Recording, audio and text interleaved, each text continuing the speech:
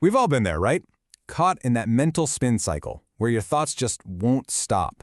Well, what if there was a really simple, powerful trick to find some quiet in all that chaos? Today, we are going to break it down. Does this sound familiar? You're, going about your day, but you're not actually there. You're living completely inside your head, where the same thoughts are just spinning on an endless loop, and you absolutely cannot find the off switch. Oh, and that voice, that constant, nagging little voice that's always whispering, what if this goes wrong? What if they think I'm an idiot? What if I fail again? That relentless stream of what-ifs just leaves you feeling totally and completely drained. Okay, but here's a pretty radical idea. What if overthinking isn't some deep character flaw? What if it's not a glitch in your brain?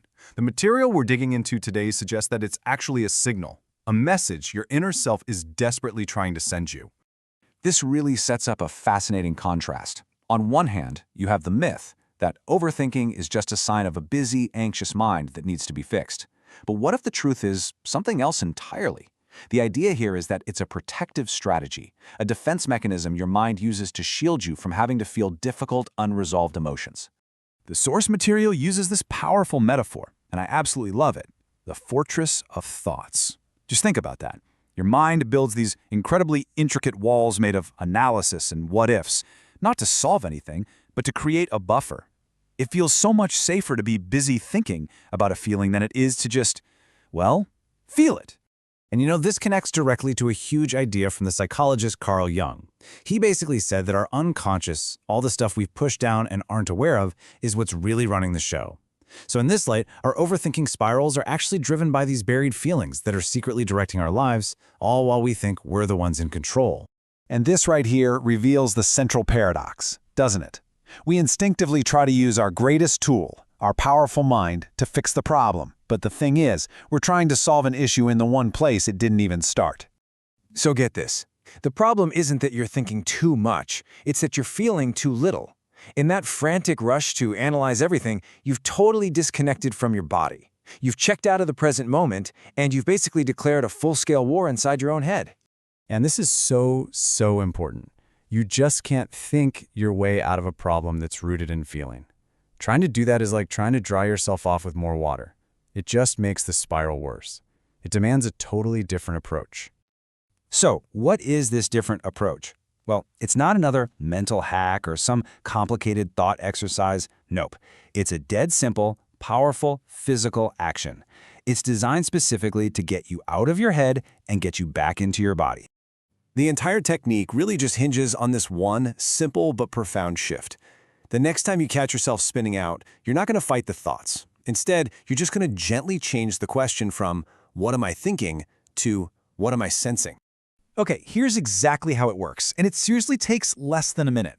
The second you feel that spiral start, just stop. Whatever you're doing, pause. Now, consciously make that shift from analyzing to sensing.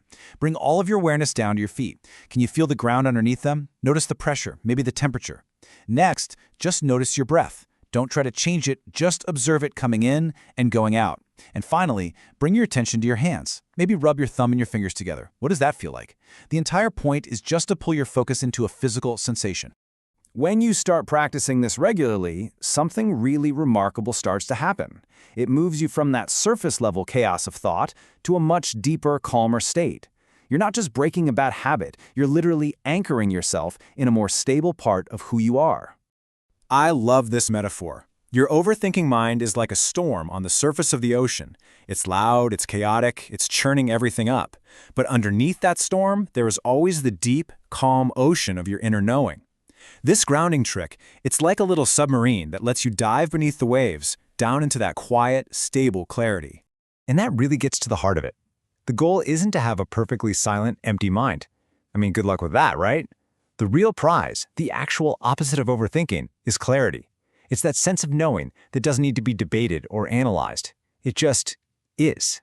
When it comes right down to it, it's all about this idea. Your mind is a fantastic storyteller. It can create endless false scenarios to protect itself. But your body, that knot in your stomach, that tension in your shoulders, it is always telling you the truth of the present moment. So let's just end with that question. Take a breath with me. Don't think about it, just feel. What is your body telling you, right here, in this moment? Because that's where the real answers always begin.